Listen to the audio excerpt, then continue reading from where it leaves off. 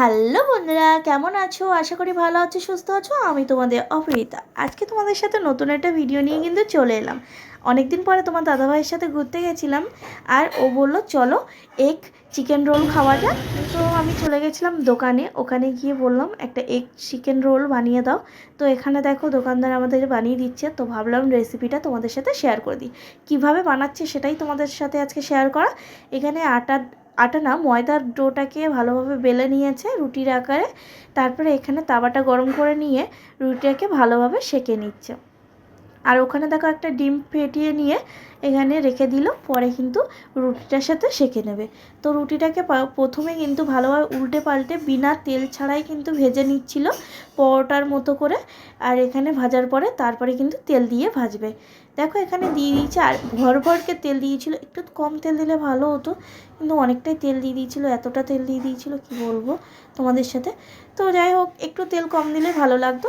আর তোমরা যদি এইভাবে বাড়িতে বানিয়ে খাও কিন্তু ভালো লাগবে। একটু তেলটা বেশি হয়ে গেছিলো ঠিকই, কিন্তু খেতে কিন্তু ভালো লেগেছিলো। দেখো খুব সুন্দর করে লাল লাল করে রুটিটা ভেজে নিচ্ছে, কিন্তু রুটিটা কিন্তু একদমই মুচমুচে হয়নি, হালকা হালকা কিন্তু নরম নরম ছিল রুটিটা। তারপরে এখানে ডিমটা দিয়ে দিল, দিয়ে কিন্তু রুটিটা এখানে দিয়ে দিল, দিয়ে রোলটা কিন্তু এখানে ভালোভাবে ভেজে নিচ্ছে। দেখো খুব সুন্দর করে কিন্তু রুটিটা ভাজছিল। আর ওনার এই ভাজার স্টাইলটা কিন্তু আমার খুবই ভালো লেগেছে।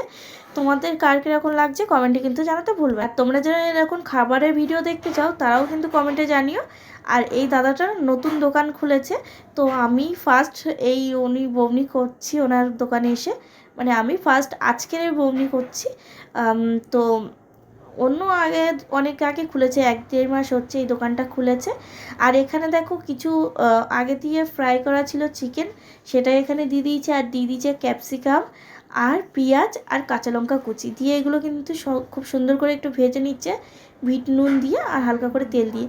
তারপর একটা প্লেটে তুলে নিল, এখানে দেখতে পাচ্ছ। এবার এটা ভাজা কমপ্লিট চিকেনটা। এবার রুটিটাকে রেডি করে নিচ্ছি। এখানে স্যালাড দিয়ে দিল।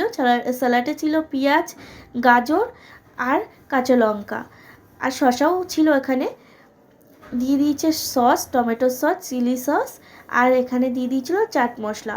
তারপরে কিন্তু এবার ওখানে চিকেনের স্টাফিংটাও দিয়ে দিয়েছিল, দিয়ে রুটিটা ফোল্ড করে দিয়ে দিল, মানে রোলটাকে ফোল্ড করে দিয়ে দিল।